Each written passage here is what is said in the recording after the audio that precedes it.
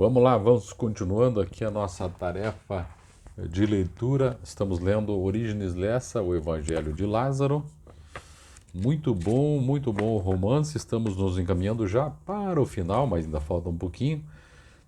Estou aqui na página número 59. No total são 88 páginas.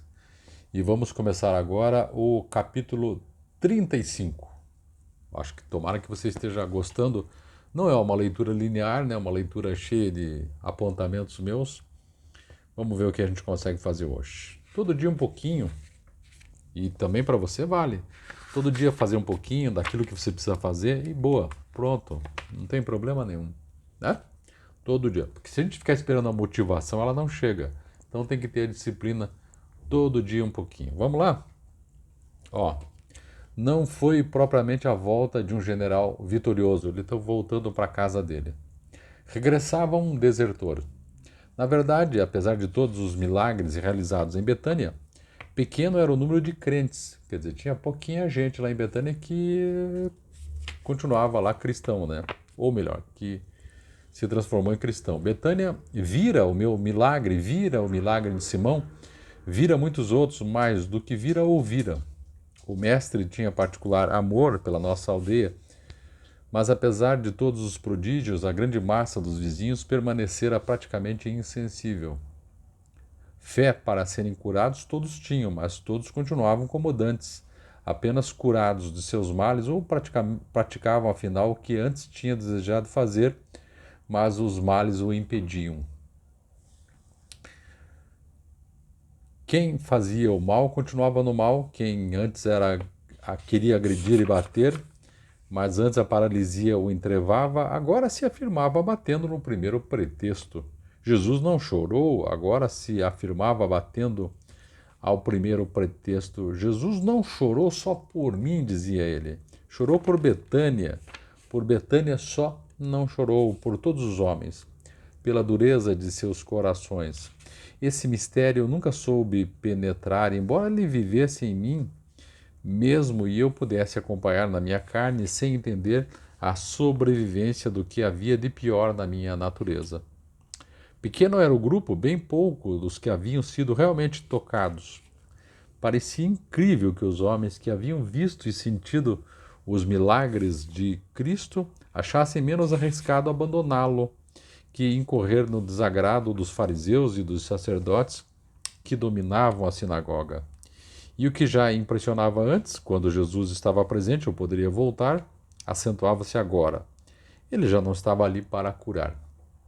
A própria família de Serené, que eu continuava a amar no silêncio desesperado do meu coração, permanecera insensível, não se deixara tocar pela palavra do amigo, aferrada como nunca à sinagoga, esperando, como todo Israel desde séculos, a sonhada vinda do Messias.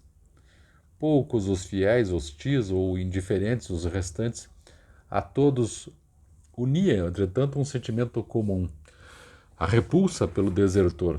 Claro que mãos conhecidas que eu julgava amigas me haviam saudado de longe a minha chegada, mas todos se davam ao luxo, e tinham razão, de não perdoar aquele que Jesus amara e na hora suprema abandonara o seu mestre. Nesse número estava Marta, minha irmã. O verdadeiro juiz é o mais intransigente com os seus. Eu compreendo, não me queixo de Marta. Se não fosse Maria, até em minha própria casa eu seria um intruso, um réprobo, conviva estranho no festim familiar. Página 60, capítulo 36. Exilado em meu lar, proscrito em minha aldeia, ausente entre os presentes, que restava ao próprio Lázaro, tão carinhosamente recebido pelos irmãos do Horebe que não conheciam seu tormento interior? Onésimo, que registra as minhas palavras, com certeza diria: refugiar-se em Jesus. Não é verdade, Onésimo? Onésimo está escrevendo isso para ele aqui, esse memorial. Não foi bem em Jesus que Lázaro se refugiou. Não foi no amor divino, foi no amor terrestre, foi em Selené. E antes na prima lá também, né? O doce amor de adolescente reviveu com mais vício quando me vi desamparado de todos. Amor tanto mais intenso quanto sem esperança, porque eu o vira bem no primeiro regresso de Gadara. Sentia na luz fugidia dos seus olhos que ela continuava fiel ao meu amor. Um Lázaro continuava amado por ela, o Lázaro que morrera. Uma barreira misteriosa de medo, de horror, para além de físico, a separava do novo, intransponível, sem conserto. Agora havia mais, uma segunda morte, talvez, minha morte moral, meu procedimento com relação a Jesus, que ela não reconhecia como Deus, mas que entrara na sua vida com um milagre misterioso.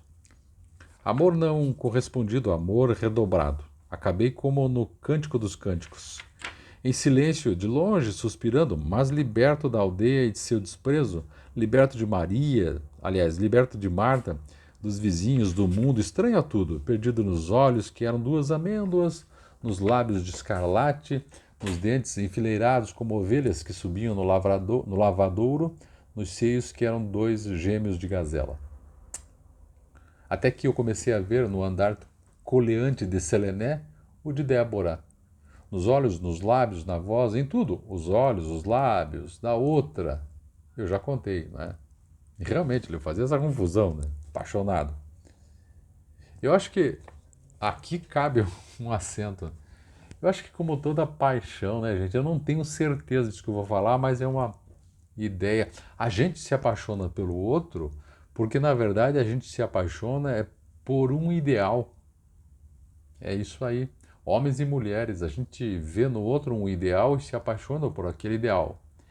E por isso que a paixão às vezes acaba indo embora. Não estou falando assexual, mas aquela coisa diferente que não é assexual, ou pode até ser assexual, mas é por isso que a paixão tende a, sabe, a ir diminuindo, porque aos poucos a gente vai reconhecendo o outro, o que ele é, e não o nosso ideal, porque o nosso ideal não existe fora de nós. A gente imagina que sim, na paixão.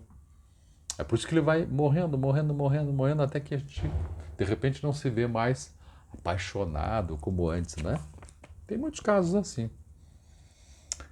Vamos lá, minha volta de entre os mortos comunicara-me um amor nunca sentido pela vida. Foram os exageros desse amor que me fizeram covarde. Por mais confuso que estivesse, por mais inseguro, um apego animal à vida se apoderara da minha pobre personalidade. Queriam matar Lázaro. Apenas Lázaro não queria morrer.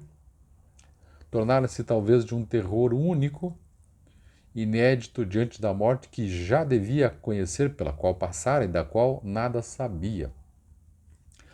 A dispersão de sentimentos mal deixava ocasião de compreender que era toda uma necessidade bestial, brutal, de viver que latejava no meu sangue. Daí o Cântico dos Cânticos, meu refúgio no Cântico dos Cânticos. Daí a substituição quase insentida e inconsciente de Serené por Débora. Daí aquela viagem que eu já recordei e a nova desilusão, menos com Débora do que comigo mesmo. E um novo tormento, um novo remorso, uma nova confusão. A minha responsabilidade no destino, talvez eterno, do velho rabino de Gadara. Tenso. Aqui termina o capítulo 36. Estou na página 61. Estamos caminhando. Vou deixar um pouco para o próximo vídeo, próximo episódio. Tá interessante, não tá? Ele com a sua angústia, nos comunicando da angústia que às vezes é muito próxima da nossa, em relação a esse assunto, mas também em relação às demais coisas da vida. Pense nisso. É isso. Até o próximo. Tchau, tchau.